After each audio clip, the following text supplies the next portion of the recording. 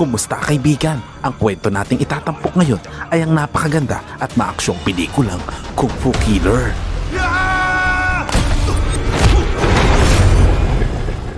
Nagsimula ang kwento sa pagpapakita sa isang lalaking malubhang nasugatan. Sa kabila ng kanyang kalagayan, pumunta siya sa istasyon ng pulisya at sinabi na naroon siya dahil nakapatay siya ng isang tao. Nang marinig ito, nagulat ang mga pulis at sandaling natigilan dahil wala pang tao ang kusang pumunta sa istasyon upang ipahuli ang sarili. Inimbestigahan ang kanyang kaso at hindi nagtagal, hinatulan siya ng 5 taon ng pagkakakulong dahil sa kasong pagpatay. Samantala, makalipas ang 5 taon, nagkaroon ng isang matinding aksidente sa isang highway. Dito ay makikilala natin si Officer Lou na siyang pinadala sa lugar ng insidente at doon niya nakita na ang sasakyan ng biktima ay nawasak ng husto. Nang alisin ang telang nakatakip sa bangkay, napansin nila na hindi ito sanhi lamang ng aksidente. Ayon sa forensic doctor, matapos suriin ng bangkay, nabali ang mga tadyang at mga buto sa dibdib ng biktima. Maliwanag na may pumatay dito. May nakita rin silang baril sa lugar, ngunit hindi ito ang ginamit sa pagpatay. Walang kahit anong hiwa sa katawan, ngunit may bali ang leg at ang windpipe nito. Ang lahat ng sugat na ito ay hindi maaaring dulot ng aksidente. Ito ay malinaw na resulta ng matinding pambubugbog. Ang taong gumawa nito ay may sapat na kaalaman kung saan tatamaan ng biktima upang ikamatay nito. Nakakita rin sila ng isang marka, isang stamp na iniwan ng killer bilang kanyang palatandaan. Samantala, makikita naman si Jack na patuloy pa ring nagsisilbi ng kanyang sentensya sa kulungan. Isang bagong bilanggo naman ang dumating at agad silang nagkasundo ni Jack. Ngunit hindi ito nagustuhan ng ibang mga bilanggo. Isang araw, habang nasa cafeteria, muli itong ginulo at tinakot ng ibang bilanggo. Sinabi ng mga ito na kapag ito ay muling umupo sa kanilang bangko, babaliin nila ang mga paa nito at sisiguraduhin hindi na ito makakaupo pang muli.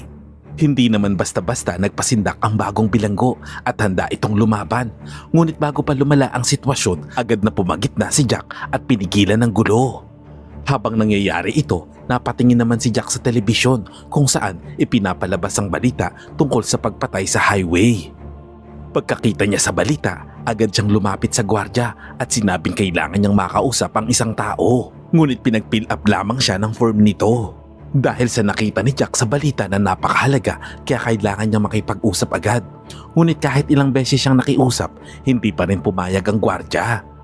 Kung kaya napilitan si Jack na maghanap ng ibang paraan para mapaniwala ito. Bumalik si Jack sa kanyang selda at sinimulang bugbugin ng gusto ang mga bilanggo.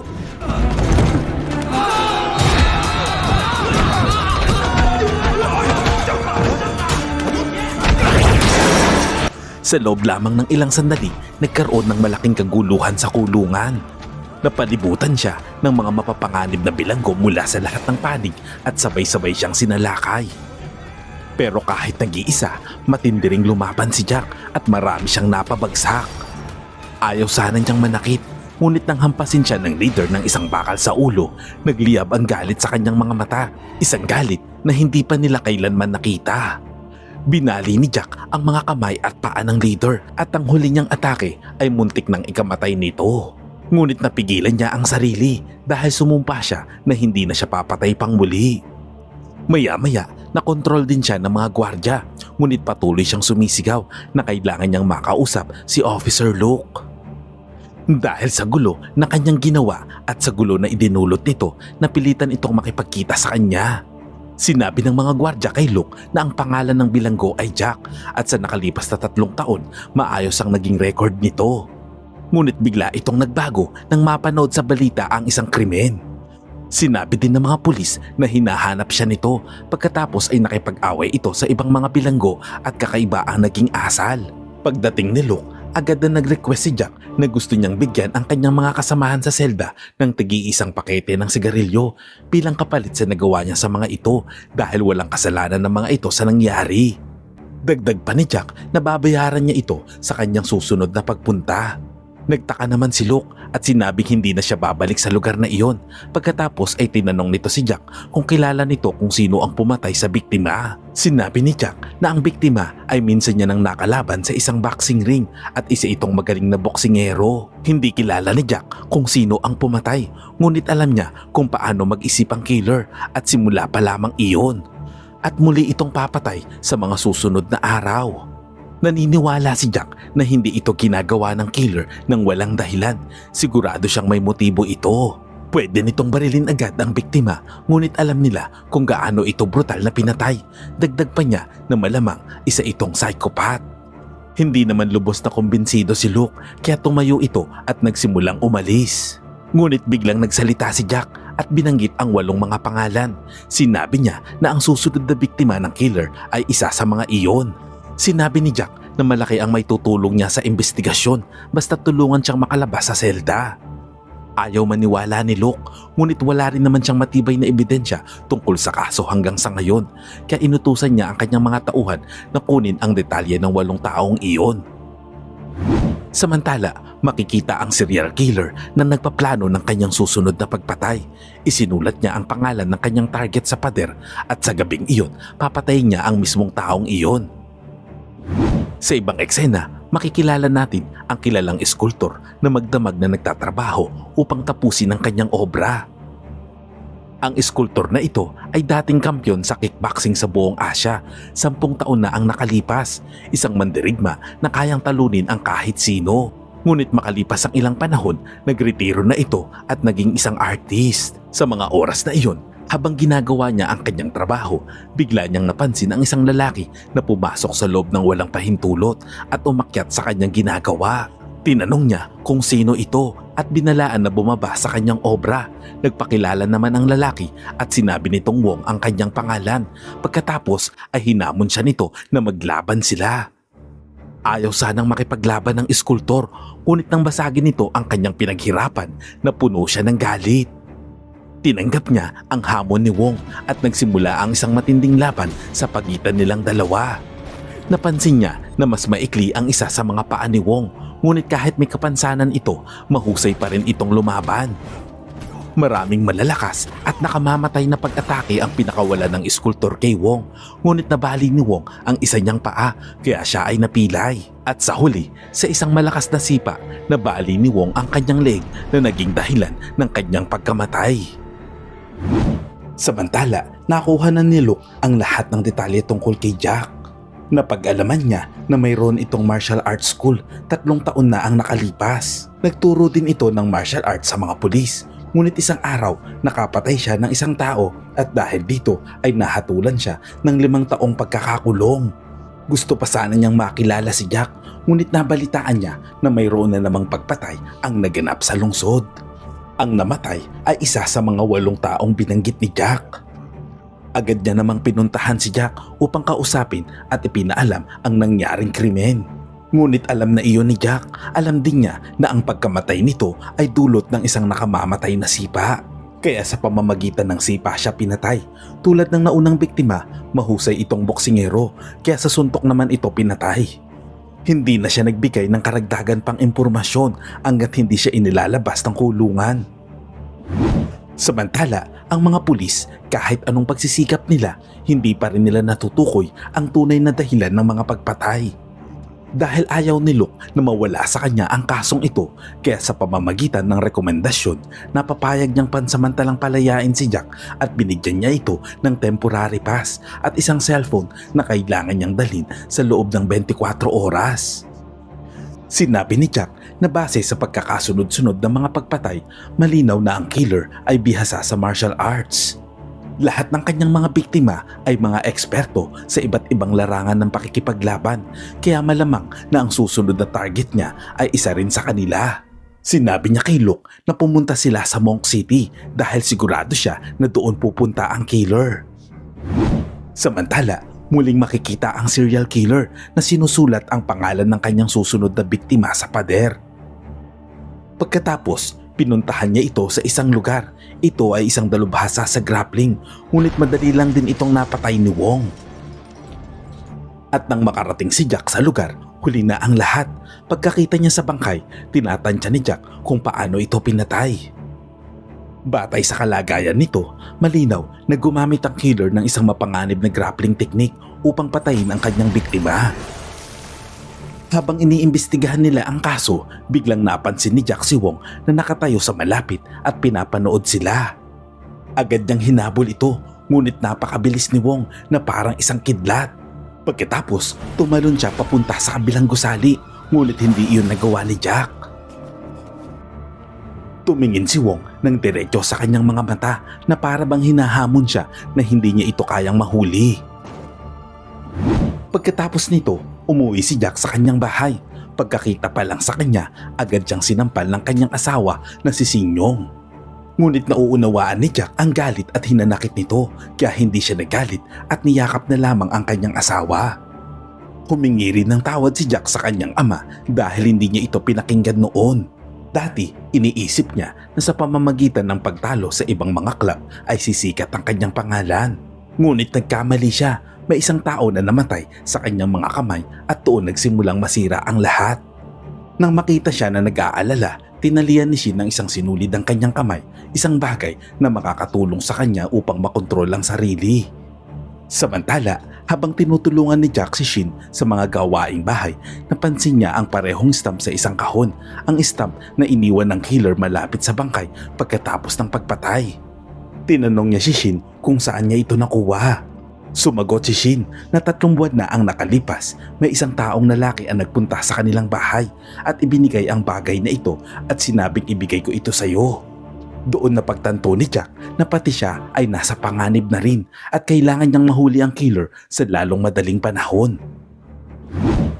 Kinabukasan, pumunta sila sa mga taong may kaalaman tungkol sa stamp. Ayon sa kanila, daan-daang taon na ang nakalipas, ang stamp na iyon ay ibinibigay sa mga mandirigmang natatalo sa laban. Habang pinag-uusapan nila biglang nagsalita ang isang matandang lalaki na nakaupo roon. Sinabi nito na kilala niya ang lalaking iyon at 6 na taon na ang nakalipas ay hinamon din siya nito at matapos siyang talunin, binigyan din siya ng kaparehong stamp. Dahil dito, nalaman ni Jack na nasa tabi-tabi lang ang bahay nito. Agad na nagsagawa ng search operation ng buong pwersa ng pulisya at sa wakas ay nalocate nila ang tirahan nito. Ayon sa landlady, si Wong ay dating nakatira roon kasama ang kanyang may sakit na asawa. Ngunit ilang buwan nang nakalipas, umalis ito matapos magbayad ng advance sa renta. Pagtingin sa mga gamit sa loob ng silid, napagtanto ni Jack kung gaano kalupit ang training na ginagawa ni Wong doon. Ayon sa landlady, araw-araw itong naglalagay ng puting sangkap sa kanyang mukha at dahil dito, minsan ay dumudugo na ang kanyang mukha. Sinabi ni Jack na ito ay isang sinaunang paraan ng pagsasanay kung saan asin ang ginagamit upang patigasin ang balat. Ikinikiskis ang asin upang masanay ang katawan sa matinding pananakit at mas kayanin ng bugbog. May nakita rin silang mga tala sa pader at doon nila nalaman na ang layunin ng killer ay maging number 1 kaya niya pinapatay ang mga pinakamahuhusay na mga kung fu masters. Ngayon, natukoy na nila kung sino ang killer at ang kailangan na lang ay mahuli siya. Ayon kay Jack, ang susunod na target ay isang taong eksperto sa paggamit ng mga armas. Bago pa man makarating si Wong sa target, naunahan na nila ito. Ang taong iyon ay isang eksperto sa espada at ngayon ay nagpapatakbo na ng isang restaurant. Nalaman ni Jack na maraming taon na ang nakalipas na aksidente ito at kinabitan ng bakal ang kanyang kamay. Agad na naintindihan ni Jack na mali ang kanilang napuntahan. Hindi kailanman nalaban si Wong sa isang mahina na. Habang iniisip ito ni Jack, bigla niyang naalala ang isa sa kanyang mga estudyante na isang sikat na action star sa Hong Kong at siya mismo ang nagturo rito. Samantala sa Hong Kong, makikita ang isang film set kung saan kinukuhanan ang isang action movie. Handa na sanang gawin ng action star na si Louis Fan ang kanyang stunt nang bigla namang dumating si Wong at tumayo sa gitna ng set. Sinubukan ng ilang tao na paalisin siya roon, ngunit biglang sinaksak ni Wong ng totoong espada ang isa sa kanila. Sinabi niya na hindi ito eksenang pangpelikula dahil dito nagtakbuhan ang buong film crew palayo. Hinamon niya si Louis Fan sa isang laban at agad itong kumuha ng kanyang sandata. Pagkatapos, nagsimula ang isang matinding labanan gamit ang espada sa pagitan nilang dalawa. Dalubhasa si Luis sa paggamit ng espada, ngunit sa tindi ng brutal na training ni Wong, hindi rin siya nagtagal.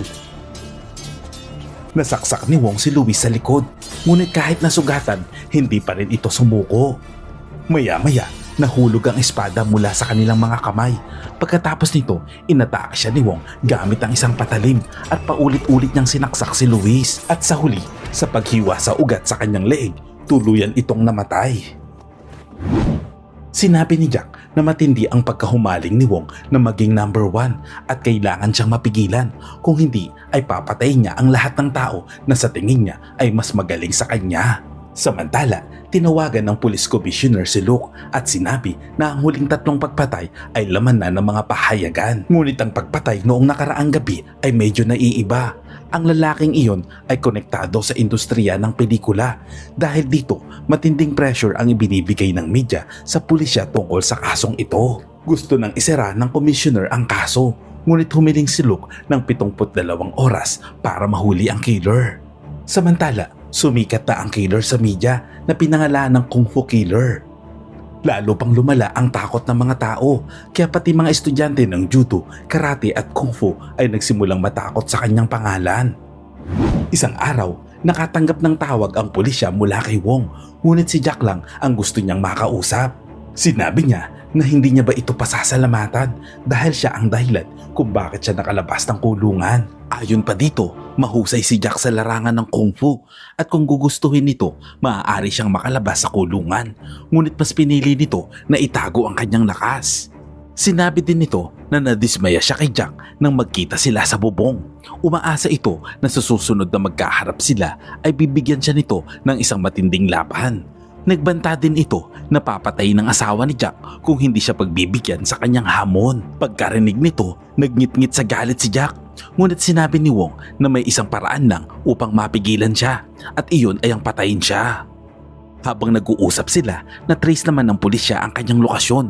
Ngunit pagdating nila roon, wala na si Wong. Dahil sa kanilang pag-uusap, nalaman ni Luke na kilalang kilala ng killer si Jack. Kaya agad niyang inutusan ang kanyang mga tauhan na kunin ang listahan ng lahat ng tawag ni Jack sa nakalipas na 3 taon, pati na rin ang mga taong nakipagkita sa kanya. Naglabas din siya ng lookout notice upang mahuli si Wong at hindi siya makalabas ng bansa. Mula sa forensic report, nalaman nila na ang asin na ginagamit ni Wong sa kanyang mukha ay galing sa isang maliit na bayan.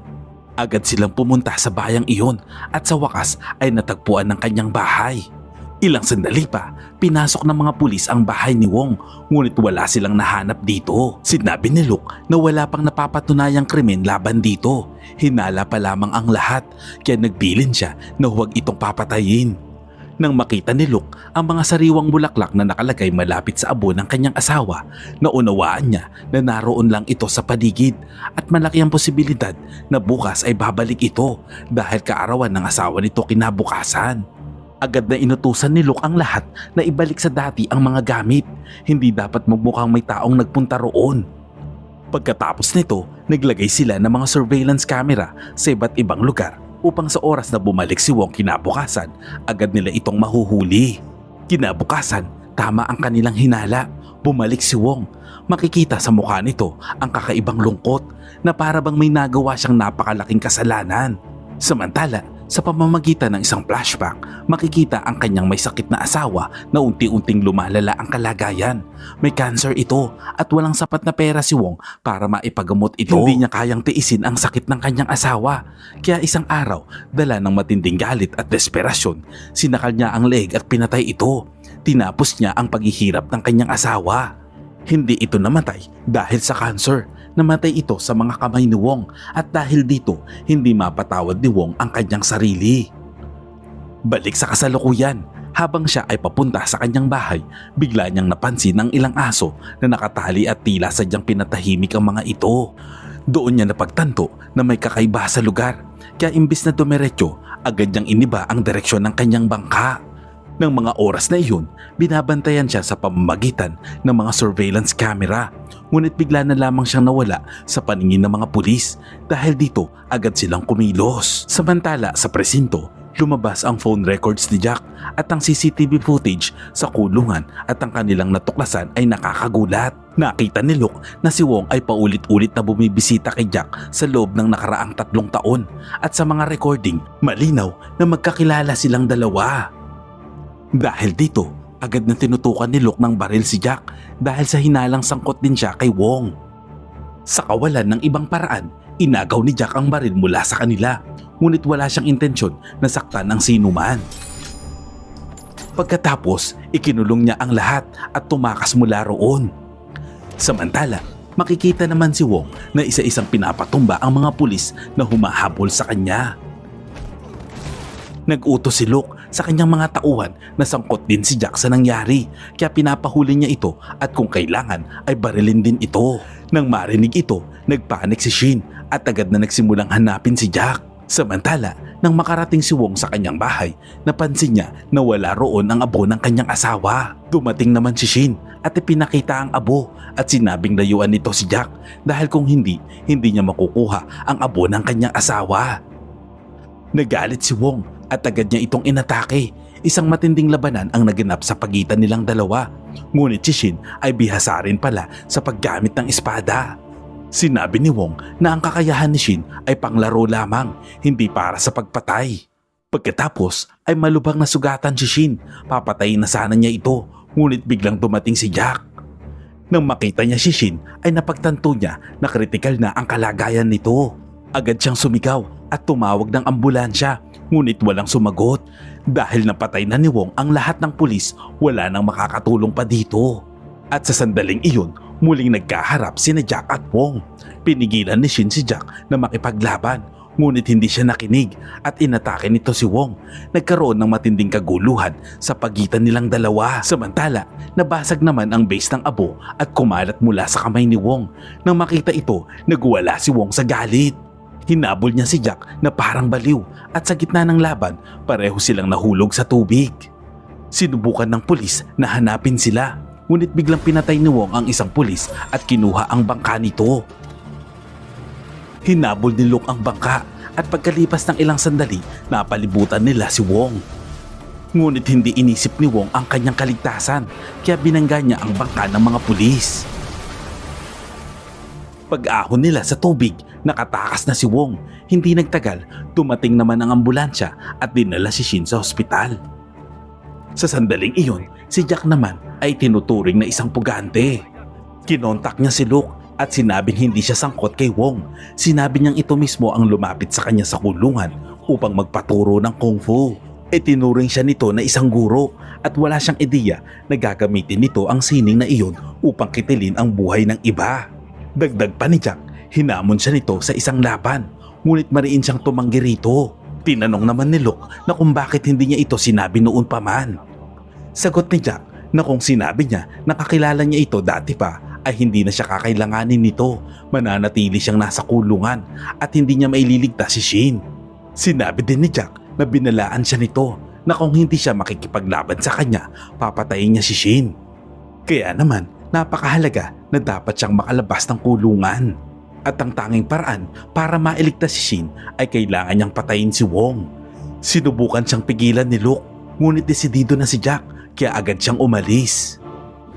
Hindi nagtagal, dumating ang commissioner at sinabi kay Luke na inaalis na silang pareho sa kaso ng kanilang mga superior. Hindi naman pumayag si Luke at sinabing mas makakatakas ang killer kapag nangyari ang gusto nila. Iginit ng commissioner na galing mula sa taas ang kautusan at hindi pwedeng baliwalain. Pagkatapos, makikita si Jack na labis ang pagsisisi sa kanyang ginawa. Naalala niya na si Wong ay palaging nagtatanong sa kanya sa pamamagitan ng mga liham habang nasa kulungan. Hindi niya matanggap na siya mismo ang nakatulong sa isang killer sa pamamagitan ng pagtuturo dito. Nagsimulang maramdaman ni Jack na tama si Wong, ang martial arts ay para sa pagkitil ng buhay. Kung noong lumabas siya ng kulungan ay pinatay agad si Wong, hindi na sana nasaktan pa si Shin. Samantala, makikita si Luke na kahit inalis na sa kaso ay patuloy pa rin ang pagtutok dito. Sa gitna ng kanyang pag-iimbestiga, sa likod ng isang lihim na pinto, napansin niya ang ilang pangalan na nakasulat. Marami sa mga iyon ay pinatay na ni Wong, ngunit may isa pang pangalan na naiwan. Agad na nalaman ni Luke kung sino ang taong iyon at dali-dali niya itong pinuntahan. Samantala, makikita si Wong na nauna nang nakarating sa kanyang target. Ang taong ito ay umalis na sa mundo ng Kung Fu at kasalukuyang nagtatrabaho bilang ordinaryong truck driver. Hinabol ni Wong ang truck at tumayo sa harap nito. Ngunit ang sumunod na nangyari ay hindi niya inaasahan. Lumabas si Jack mula sa truck. Nauna nang binalaan ni Jack ang taong iyon. Sinabi ni Wong kay Jack na mukhang handa na itong makipaglaban sa kanya at gusto niyang makita ang tunay nitong galing. Magkatapat silang tumayo sa isa't isa at nang makita ni Jack ang balat ng mga kamay ni Wong, malinaw na mahirap ang laban na ito. Nagsimula ang labanan at sunod-sunod ang malalakas at nakamamatay na mga pag-atake ni Wong. Ngunit hindi niya man lang matamaan si Jack. Sa simula, hindi pa nagka-counter-attack si Jack. Pinag-aaralan niya ang estilo ng laban ni Wong. Ngunit nawala ng pasensya si Wong at pinabilis niya ang kanyang pag-atake, kaya napilitan si Jack na lumaban.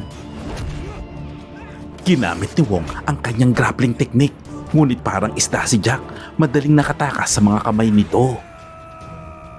Pagkatapos nito, binigyan ni Jack ng isang malupit na suntok sa dibdib si Wong at isang malakas na sipa, dahilan upang humagis ito palayo at halos maipit si Wong sa ilalim ng dumaraan na truck. Ngunit sa huling sandali, hinila niya pabalik si Wong dahil gusto niyang patayin ito sa sariling kamay. Nang maramdaman ni Wong na hindi niya kakayanin si Jack, tumakbo siya palayo. Hindi naman tumigil si Jack na habulin siya. Pagkalipas ng ilang sandali, muling nagkaroon ng laban sa pagitan nilang dalawa. Pagod na pagod si Wong sa laban, ngunit biglang nahulog ang kawayan mula sa kamay ni Jack. Sa mga sandaling iyon, magkatapat silang nakatayo sa kabilang bahagi ng kalsada at dumaraan ng maraming sasakyan sa pagitan nila. Dito, nagkaroon ng pagkakataon si Wong na huminga. Nang maging malinis ang kalsada, ibinalik ni Wong ang kawayan kay Jack na walang armas at muli silang nagpatuloy sa laban. Lahat ng teknik na ginagawa ni Wong ay si Jack mismo ang nagturo dito, kaya hindi niya madaling mapatay ito gaya ng ginawa niya sa iba niyang kalaban. Napagod si Wong habang lumalaban at sinamantala ni Jack ang pagkakataong iyon. Sinuntok niya ito ng malakas at sinundan ng malakas na sipa. Halos patay na ni Jack si Wong nang bigla itong humingi ng awa at sumuko. Sinabi ni Wong na matagal na niyang hinihintay na makita ang tunay na Jack. Sa huli, hinikayat niya nang patayin siya nito. Ngunit tumingin si Jack sa sinulid na isinabit sa kanya ni Shin para makontrol ang sarili. Ngunit nang makita ni Jack na may bahid na ito ng dugo, nagsimulang kamuhian ni Jack ang kanyang sarili. Tumanggi si Jack na patayin si Wong. Sinamantala naman ni Wong ang pagkakataon upang tumakas. Ngunit nahuli ni Jack ang kanyang paa at pinabagsak siya nito sa lupa. Magkatabi silang nakahiga sa gitna ng kalsada. Maraming sasakyan ang dumaraan sa ibabaw nila at sinamantala ni Wong ang pagkakataon upang umatake. Gusto niyang mamatay kasama si Jack. Ngunit pinili ni Jack na buhayin siya at inihagis niya ito palayo. Sinubukan ni Jack na umiwas sa mga sasakyan. Ngunit bigla siyang nabangga ng isang truck at kinaladkad siya nito. Lumapit si Wong sa kanya at sinabing sa lahat ng kanyang naging kalaban, si Jack ang pinakamalakas. Ngunit nakalimutan nito na ang martial arts ay para pumatay. Bago siya patayin ni Wong, binigyan siya nito ng stamp gaya ng ibinibigay niya sa iba. Naintindihan ni Jack na malapit na ang kanyang katapusan. Ngunit nang buksan niya ang kanyang mga mata, natagpuan niya si Wong na patay na sa kanyang tabi. Lumalabas na noong papatayin siya ni Wong ay naroon na pala si Luke. Sinabi nito kay Wong na sumuko na, ngunit nang tumanggi ito at akmang aatake sa kanya, napilitan siyang barilin ito. 3 buwan nang lumipas, makikita si Jack na ganap ng gumaling dahil sa nagawa niya, nagsimulang igalang siya ng mga preso sa kulungan. Dumating si Luke upang makipagkita sa kanya at sinabing nag-ahin sila ng application sa korte upang muling imbestigahan ang kanyang kaso. Dagdag pa nito na malapit na siyang mapalaya. Hindi lang iyon, gusto rin nito na pagkatapos makalabas ni Jack, tuturuan niya ang mga pulis ng martial arts. Pagkaraan ng ilang panahon, pinalaya si Jack ng may karangalan. Ilang buwan nang nakalipas, nagbukas siya ng isang paaralan kung saan nagtuturo siya ng martial arts sa mga bata. Gusto niyang makita na ang bawat mahina ay magiging malakas, ngunit hindi kailanman iisipin na maging number 1. Hindi tulad ng iba dyan na number 1 sa nakawan. Aray ko! Salamat kaibigan at umabot ka sa punto ng video na ito. Anong masasabi mo sa ending ng kwento? Kung nagustuhan mo ito, ay pwede ba akong makahingi ng like at pakitype naman sa comment section ang salitang Agnus Project. At kung bago ka naman sa ating munting channel, ay pasubscribe naman po bilang suporta.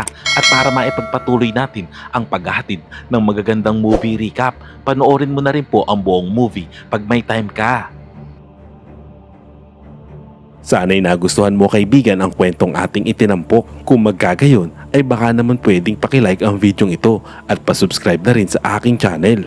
Kung hindi mo naman ito nagustuhan ay pwede mong pindutin ang dislike button ng 2 beses para makasigurado ka.